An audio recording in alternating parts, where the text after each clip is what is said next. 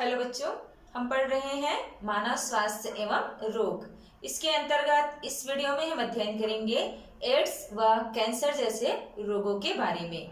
तो सबसे पहले हम पढ़ेंगे एड्स के बारे में। एड्स का पूरा नाम जो है वह है एक्वायर्ड इम्यूनो डिफिशियंसी सिंड्रोम। इसका हिंदी नाम होता है अर्जित प्रतिरक्षक कमी संलक्षण। यह एक लाइलाज बीमारी है। अभी तक इसका कोई भी इलाज नहीं खोजा जा सका है। इस रोग का कारक जो होता है वह होता है HIV वायरस। HIV वायरस का पूरा नाम है ह्यूमन इम्यूनो वायरस। ये एक विषाणु से होने वाला रोग है और ये भी एक संक्रामक रोग है, अर्थात एक व्यक्ति से दूसरे व्यक्ति में यह फैलता है। एड्स रोग का वैज्ञानिकों का मानना है कि यह जो है वो सबसे पहले अफ्रीका में पाया गया था, चिंपांजियों में, और उनसे वह मनुष्यों में फैल गया था। तो सबसे पहला रोगी जो था वह मिला था 1981 में अमेरिका में, USA में मिला था। जबकि भारत में जो सबसे पहला एड्स रोगी था वह था 1986 में पाया गया था, जो वह था भारत में चेन्नई में। तो ये एड्स जो होता है इसका जो कारक है HIV, यह कारक जो होता है वह व्यक्ति के प्रतिरक्षा तंत्र को नष्ट करने का काम करता है। इसके कारण एक व्यक्ति जो होता है उसकी प्रतिरक्षा तंत्र जो होता है वह कमजोर हो जाता है और व्यक्ति जो होते हैं वो बार बार बीमार पड़ते हैं। तो पहले हम देखेंगे HIV की संरचना कैसी होती है। एक HIV जो होती है वह रिट्रोवायरस होता है, अर्थात इसमें इनका जो आनुवंशिक पदार्थ होता है वह होता है RNA। RNA इनका आनुवंशिक पदार्थ होता है और इनमें सिंगल स्ट्रैंडेड RNA पाया जाता है। इनके चारों तरफ पाया जाता है एक प्रोटीन का आवरण। इस प्रकार से प्रोटीन का खोल होता है और उसके चारों तरफ एक और आवरण पाया जाता है जो कहलाता है ग्लाइकोप्रोटीन का आवरण। इस प्रकार से, तो इस प्रकार एक एड्स का वायरस जो होता है वह ये ग्लाइकोप्रोटीन का आवरण होता है। ये लेयर्स जो होते हैं वह प्रोटीन के आवरण होते हैं और ये है एकल सूत्री RNA। इस प्रकार एक HIV की जो संरचना होती है वो दिखाई देती है। यह वायरस संक्रमित व्यक्ति के शरीर में 6 से 10 वर्षों तक निष्क्रिय अवस्था में पड़ा रहता है। हालांकि यदि संक्रमित व्यक्ति की 12 सप्ताह के बाद में रक्त परीक्षण किया जाए तो इससे ज्ञात हो जाता है कि इनके शरीर में HIV का वायरस उपस्थित है या नहीं है। यदि ऐसे व्यक्ति में HIV वायरस उपस्थित है तो यह HIV पॉजिटिव कहलाते हैं। हालांकि HIV पॉजिटिव व्यक्ति में रोग के लक्षण दिखाई नहीं देते हैं, परंतु ये अन्य व्यक्तियों में इस बीमारी को फैला सकते हैं। तो जब यह वायरस संक्रमण अवस्था को प्रदर्शित करता है तब यह वायरस जो होता है वह भक्षकाणु अवस्था को प्राप्त करता है, मैक्रोफेज या भक्षकाणु अवस्था। ऐसी अवस्था में यह वायरस जो होता है हमारे शरीर में पाया जाता है WBCs। ये WBCs जो होते हैं वो क्या काम करते हैं? ये हमारे शरीर की सुरक्षा का काम करते हैं, अर्थात शरीर में कोई भी बाहरी पदार्थ प्रविष्ट कर जाए तो उन पदार्थों को नष्ट करने का काम इनके द्वारा किया जाता है। इनके एक प्रकार की कोशिका होती है जो कहलाती है T4 लिम्फोसाइट, या फिर इसको T सेल्स भी कहा जाता है। ये T सेल्स जो होते हैं वो क्या करते हैं? किसी बाहरी पदार्थ को जो शरीर में प्रविष्ट कर जाए उसको पहचान कर उसको नष्ट करने का कार्य करते हैं। अभी हमारे रक्त में उपस्थित होते हैं। HIV का जो वायरस होता है वह इसी T सेल्स को नष्ट करने का काम करता है। इस HIV के पास में एक एंजाइम उपस्थित होता है जो कहलाता है रिवर्स ट्रांसक्रिप्टेज। इसके कारण यह इनका RNA जो होता है इसी एंजाइम की सहायता से जिस कोशिका में ये प्रविष्ट करेगा उसके डीएनए को क्या कर देता है, परिवर्तित कर देता है और बिल्कुल उन्हीं के जैसे आरएनए बनाने के लिए इनको क्या कर देता है, कोड कर देता है। इस प्रकार से जितनी भी कोशिकाएं होंगी, ये कोशिकाएं जो होंगी जिसमें एचआईवी के आरएनए प्रवेश कर चुके हैं, ये अपने जैसा ही और बहुत सारे आरएनए का निर्माण करते हैं, अर्थात एचआईवी का वायरस जो है वो क्या हो रहा है, अब फैल रहा है। अब ये वायरस जो होते हैं वो कहाँ, टी सेल्स, टी कोशिकाओं में प्रविष्ट करके टी कोशिकाओं को नष्ट करने का काम करते हैं। टी कोशिकाओं के नष्ट हो जाने के कारण एक व्यक्ति जो होता है उसका रोग प्रतिरोधक क्षमता जो होता है वो क्या हो जाता है, नष्ट हो जाता है, धीरे धीरे कम होना शुरू हो जाता है। और इस प्रकार से एक व्यक्ति जो होता है वह भिन्न भिन्न और छोटे छोटे जीवाणुओं से, विषाणुओं से, कवकों से संक्रमित होते रहता है। एड्स के रोगियों में निम्नलिखित लक्षण दिखाई देते हैं। इनका पेट जो होता है वह बार बार अधिक दिनों तक खराब रहता है। इनकी लसिका ग्रंथियां जो है वो फूल जाती है। शरीर का वजन कम होते जाता है। शरीर जो है वह कमजोर और ये हमेशा थकावट महसूस करते हैं। इनमें बातचीत करने में कष्ट का अनुभव होता है। साथ ही इनकी स्मरण शक्ति जो होती है वो कम हो जाती है। इनमें बार बार बुखार का आना और रात में पसीने का निकलना जैसे लक्षण भी दिखाई देते हैं और इनके शरीर में यहाँ वहाँ घाव भी बनना शुरू हो जाता है। इस प्रकार से जिस व्यक्ति में एचआईवी वायरस प्रविष्ट हो चुका है, ऐसे व्यक्तियों में बहुत सारे अलग अलग प्रकार के जो रोग होते हैं ये दिखाई देने लग जाते हैं। क्योंकि एड्स जो होता है यह एक संक्रामक रोग होता है, इसीलिए यह एक व्यक्ति से दूसरे व्यक्ति में फैलता है। इस बीमारी के फैलने के 4 मुख्य कारण हो सकते हैं, जिसमें से पहला और सबसे ज्यादा फैलने के लिए जो कारण होता है वह होता है असुरक्षित यौन संबंध का स्थापित करना। इसमें क्या होता है, एक व्यक्ति अगर एड्स से पीड़ित है, यदि वह एड्स से पीड़ित है और इस व्यक्ति के द्वारा किसी अन्य व्यक्ति के साथ में यौन संबंध स्थापित किया जाता है, तो इसके कारण एक स्वस्थ व्यक्ति जो होगा वह भी एड्स की बीमारी से पीड़ित हो जाएगा। उसके अलावा यदि कोई माता एड्स से पीड़ित है तो उसके गर्भ में जो शिशु पल रहा होगा उसको भी यह बीमारी हो जाती है। यदि कोई व्यक्ति एड्स से पीड़ित है और ऐसे व्यक्ति का रक्त दिया जा रहा है, रक्त आदान करते हैं, तो पीड़ित व्यक्ति के रक्त को यदि स्वस्थ व्यक्ति को दिया जाएगा तो स्वस्थ व्यक्ति जो होगा वह भी इस बीमारी से पीड़ित हो जाएगा। और साथ ही यदि किसी एड्स से पीड़ित व्यक्ति का संक्रमित सुई जो है उसको एक स्वस्थ व्यक्ति पर उपयोग किया जाए तो इसके कारण भी यह रोग जो होता है वह फैलता है। तो एड्स के संचरण के, उसके फैलने के, उसके प्रसारण के ये 4 मुख्य कारण होते हैं।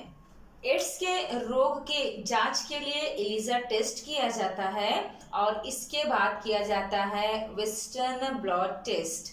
इसके द्वारा जानकारी मिल जाती है कि एचआईवी जो है वह व्यक्ति के शरीर में उपस्थित है या नहीं है। एक व्यक्ति जो होता है यदि वह एड्स से पीड़ित है तो उनको विभिन्न प्रकार की एंटीबायोटिक दवाइयाँ या कुछ अन्य प्रकार की औषधियाँ दी जाती हैं, परंतु इस रोग को खत्म नहीं किया जा सकता है। अभी तक इस रोग के संबंध में कोई विशेष प्रकार की दवा निर्मित नहीं हुई है, ना ही कोई टीका उपलब्ध हो पाया है। वैज्ञानिक अभी भी प्रयासरत हैं कि इस बीमारी का इलाज किया जा सके, परंतु इस बीमारी को रोका जा सकता है, तो इनका नियंत्रण किया जा सकता है, इनका रोकथाम किया जा सकता है। तो क्या क्या उपाय अपनाएं जिससे इस रोग से बचा जा सके? तो सबसे पहला उपाय है इसके रोकथाम और नियंत्रण के लिए, वह है असुरक्षित तथा अनैतिक यौन संबंध से बचना चाहिए। ये सबसे ज्यादा जरूरी होता है, क्योंकि इसी के कारण सबसे अधिक मात्रा में यह रोग जो है वह फैलता है। तो असुरक्षित अनैतिक यौन संबंध स्थापित करने से बचना चाहिए। यौन संबंध स्थापित करने के समय में कंडोम का इस्तेमाल करना चाहिए। यदि ब्लड लिया जा रहा है, रक्त आधान किया जा रहा है, आप किसी भी व्यक्ति से रक्त ले रहे हैं या दिया जा रहा है, तो पहले उस रक्त का क्या किया जाना चाहिए? HIV टेस्ट किया जाना चाहिए। अगर उसमें HIV का वायरस है तो ऐसे रक्त को किसी भी व्यक्ति को नहीं देना चाहिए। इसके साथ साथ किसी व्यक्ति के संक्रमित सुई का उपयोग नहीं करना चाहिए। डिस्पोजेबल सुई जो होती है, इंजेक्शन जो होता है, उसका उपयोग करना चाहिए। और इसके साथ साथ किसी संक्रमित व्यक्ति के द्वारा उपयोग किया गया टूथब्रश जो होता है, या उनके द्वारा कोई रेजर, सेविंग रेजर या ब्लेड जो है, जो उनके द्वारा उपयोग किया जा रहा है, इसको किसी भी व्यक्ति को और उपयोग में नहीं लाना चाहिए। साथ ही साथ एड्स के रोग के बारे में लोगों को जागरूक करना चाहिए, ताकि लोग जो है इसकी भयावहता के बारे में जान सके और उसके फैलने को रोका जा सके। मनुष्य में होने वाले भयानक रोगों में से एक और रोग है, वह है कैंसर। कैंसर के कारण वर्तमान समय में बहुत सारे लोगों का जान जा रहा है। यह एक ऐसी बीमारी होती है जिसमें कोशिकाएं जो होती हैं वह अनियंत्रित ढंग से वृद्धि करना शुरू हो जाती है, विभाजन करना शुरू कर देती है। सजीवों की एक विशेषता होती है कि इनके शरीर में वृद्धि होता है, अर्थात इनका शरीर बढ़ता जाता है। शरीर के बढ़ने का कारण क्या होता है? यह होता है कोशिका विभाजन के कारण। अर्थात हमारी कोशिकाएं क्या होती जाएंगी? विभाजित होती जाएंगी, 1 से 2, 2 से 4, जिसके कारण हम वृद्धि को प्रदर्शित करते हैं। लेकिन जब यह कोशिका विभाजन जो है वह क्या हो जाए? अनियंत्रित हो जाए, अर्थात इस पर किसी प्रकार का नियंत्रण ना रहे, तो अब यही अनियंत्रित कोशिका विभाजन जो होती है वो क्या हो जाती है? एक बीमारी के रूप में परिलक्षित होती है, जिसे कहा जाता है कैंसर। ये कैंसर जो होता है, इसमें ये कोशिकाएं जो होती हैं विभाजन करती जाती हैं। तो जिस स्थान की कोशिकाएं विभाजन कर रही हैं वहां पर एक गांठ का निर्माण हो जाता है, गांठ या ट्यूमर का निर्माण हो जाता है। ये ट्यूमर जो होते हैं वो 2 प्रकार के होते हैं। एक जो होती है वह कहलाती है सुदम ट्यूमर, या इसको अंग्रेजी में कहा जाता है बेनाइन ट्यूमर। इसको नॉन मेटास्टेटिक कहा जाता है। ये नॉन मेटास्टेटिक का मतलब क्या होता है कि ये इस प्रकार का गांठ जो होता है वह किसी स्थान विशेष पर ही बनेगा और केवल उसी स्थान विशेष में ही वो क्या होता रहता है? फैलता रहता है। वहीं की कोशिकाएं बढ़ती जाएंगी केवल, और एक गांठ के रूप में वह परिलक्षित होता है। यह शरीर के किसी अन्य स्थानों पर नहीं फैलता है और इसीलिए हानिकारक नहीं होता है। एक दूसरे प्रकार का जो ट्यूमर बनता है यह कहलाता है दुर्दम ट्यूमर। इस दुर्दम ट्यूमर को कहा जाता है मैलिग्नेंट ट्यूमर। इस मैलिग्नेंट ट्यूमर को कहा जाता है मेटास्टेटिक। ये मेटास्टेटिक ट्यूमर जो होते हैं ये बहुत हानिकारक होते हैं, अर्थात किसी एक स्थान पर तो गांठ बना देते हैं, लेकिन यह शरीर के भिन्न भिन्न स्थानों पर भी क्या हो जाते हैं? फैलते जाते हैं, और उन जगहों पर भी जाकर के ये क्या शुरू कर देते हैं? गांठ या ट्यूमर का निर्माण करना शुरू कर देते हैं, और ये इसीलिए मेटास्टेटिक कहलाते हैं। और यही हानिकारक ट्यूमर होता है जिसे कैंसर भी कहा जाता है। इस कैंसर के रोग के लक्षण जो होते हैं वो निम्नलिखित प्रकार के होते हैं, जैसे बिना दर्द का असाधारण गांठ, या शरीर के बहुत सारे ऐसे हिस्से होते हैं जहां पर असाधारण रूप से वृद्धि दिखाई देने लग जाती है। किसी भी घाव का ना भरना, ये भी कैंसर के मुख्य लक्षण होते हैं। साथ ही साथ यदि किसी प्रकार का अल्सर हो चुका है और उसका इलाज भी किया जा चुका है, उसके बावजूद उसका ठीक ना होना भी कैंसर के लक्षण में शामिल होता है। साथ ही साथ बार बार अपच व खाने की चीज निगलने में परेशानी होती है, गले में घाव हो जाता है और ये घाव जो होते हैं वो ठीक नहीं होते हैं। व्यक्ति का वजन जो होता है वह अचानक से कम होने लग जाता है। तो इस प्रकार के लक्षण जो होते हैं कैंसर के रोगियों में दिखाई देते हैं। कैंसर उत्पन्न होने के कोई एक कारण नहीं होते हैं, बहुत सारे ऐसे कारक हैं जिसके कारण कैंसर जो होती है यह व्यक्ति में उत्पन्न हो जाती है। ऐसे कारक जो कैंसर उत्पन्न करते हैं वे कार्सिनोजेन कहलाते हैं। ये कारक जो होते हैं ये कोई वायरस हो सकते हैं या किसी के कोशिका की जो डीएनए होते हैं इसमें कोई उत्परिवर्तन हो सकता है जिसके कारण ये कैंसर कारक बन जाती है कोशिकाएं। या एक व्यक्ति जो होता है यदि वह धूम्रपान या शराब जैसे पदार्थों का सेवन करते हैं तो इनमें भी कैंसर होने की पूरी संभावनाएं होती है। इसके साथ साथ जो हार्मोनल परिवर्तन होते हैं जैसे दुग्ध ग्रंथि है या प्रोस्टेट ग्रंथि होती है या गर्भाशय होते हैं, यहाँ पर कुछ हार्मोनल परिवर्तन होते हैं। इन परिवर्तनों के कारण भी कुछ साधारण कोशिकाएं जो होती हैं इनमें उत्परिवर्तन हो जाने के कारण ये भी कैंसर कोशिकाओं में परिवर्तित हो जाती है। ऐसे जीन जो कैंसर उत्पन्न करते हैं ऐसे जीन को ऑन्कोजीन कहा जाता है और ये उत्परिवर्तन जो होते हैं वो किसी भी कारण से हो सकते हैं, जैसे किसी वायरस विषाणु के कारण ये कोशिकाएं जो होंगी उनका जो डीएनए होगा उसमें कुछ परिवर्तन आ जाए और यही साधारण कोशिका एक कैंसर कोशिका में परिवर्तित हो जाए। तो इस प्रकार से कैंसर जो होते हैं उसके बहुत सारे कारण हो सकते हैं। कैंसर जो होते हैं वह निम्नलिखित प्रकार के होते हैं। कैंसर में सबसे पहला प्रकार है सार्कोमा। सार्कोमा जो होता है यह जो संयोजी ऊतक होते हैं जैसे कि अस्थि या उपास्थि है इनमें होने वाले कैंसर को कहा जाता है सार्कोमा। लिम्फोमा जो होते हैं यह लसिका ऊतक जो होते हैं इनको प्रभावित करने वाले कैंसर होते हैं, लिम्फोमा कहलाते हैं। कार्सिनोमा जो होते हैं वह एपिथेलियल, जितने भी एपिथेलियल कोशिकाएं जैसे कि स्किन है, त्वचा है, ये इस भाग में होने वाले कैंसर को कहा जाता है कार्सिनोमा।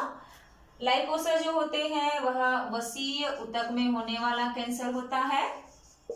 और ल्यूकीमिया जो होता है वह रक्त की कोशिकाओं को बनाने वाली जो कोशिका होती है, रक्त कोशिकाओं का निर्माण करने वाली जो कोशिका होती है इनमें होने वाले कैंसर को ल्यूकीमिया कहा जाता है। तो 85% कैंसर जो होते हैं वो एपिथेलियम प्रकार के ही होते हैं। ल्यूकीमिया जो होते हैं वह आनुवांशिक कैंसर के रूप में होते हैं। तो इस प्रकार से कैंसर जो है इतने प्रकार के होते हैं। इस रोग का निदान जो होता है उसके लिए जिस स्थान पर गांठ बना हुआ है उस मैलिग्नेंट ट्यूमर का औतकीय अध्ययन किया जाता है। साथ ही साथ शरीर में कोई रक्त कोशिकाएं जो है या श्वेत रक्त कणिकाएं जो होती हैं यह किसी असामान्य अवस्था में तो उपस्थित नहीं है, इसको खोजा जाता है। इसके साथ साथ अस्थि मज्जा की बायोप्सी टेस्ट की जाती है। सीटी स्कैन और एमआरआई जो होते हैं इनका भी उपयोग किया जाता है इस रोग के निदान के लिए। और साथ ही एक्सरे वगैरह करके भी इस रोग का पता लगाया जा सकता है। कैंसर रोग के उपचार के लिए निम्नलिखित विधियों का उपयोग किया जाता है, जिसमें से सबसे पहला होता है इसके उपचार के लिए वह होता है शल्य क्रिया। सर्जरी या ऑपरेशन के द्वारा उस ट्यूमर को, गांठ को हटा दिया जाता है। तो ये एक प्रक्रिया होती है। दूसरी प्रक्रिया जो होती है वह कहलाती है रेडियोथेरेपी। इस थेरेपी के माध्यम से किसी स्थान विशेष पर जहां पर गांठ बनी हुई है वहां पर रेडिएशन दिया जाता है, विकिरणों को प्रदान किया जाता है, जिसके कारण वहां की कोशिकाएं तेजी से नष्ट हो जाती है और कैंसर कारक नहीं रह जाती है। तीसरा विधि जो अपनाया जाता है उपचार में वह है कीमोथेरेपी। कीमोथेरेपी में विभिन्न तरह के रसायनों को दिया जाता है रोगी को, जिसके कारण ये रसायन कैंसर कारक कोशिकाओं को नष्ट करने का कार्य करते हैं। इसके साथ साथ इम्यूनोथेरेपी भी दी जाती है विभिन्न प्रकार के कैंसर के लिए। इम्यूनोथेरेपी में मोनोक्लोनल एंटीबॉडी एक प्रकार की विशेष प्रकार की एंटीबॉडी होती है। इसका उपयोग किया जाता है इस बीमारी का इलाज करने के लिए। यहाँ पर कीमोथेरेपी जो होती है, इस विधि में बहुत सारे रसायनों का उपयोग किया जाता है जो कोशिका के विभाजन को रोकने का काम करते हैं, या डीएनए के प्रतिकृतिकरण को रोकने का कार्य करते हैं, या प्यूरिन और पिरिमिडिन जैसे पदार्थ जो कोशिका में उपस्थित होते हैं, इनको सक्रिय होने से रोकने का कार्य करते हैं। तो इस प्रकार से कैंसर का इलाज किया जाता है। इस बीमारी का भी अभी तक कोई सटीक इलाज नहीं है, ना ही इसके लिए कोई टीका उपलब्ध है।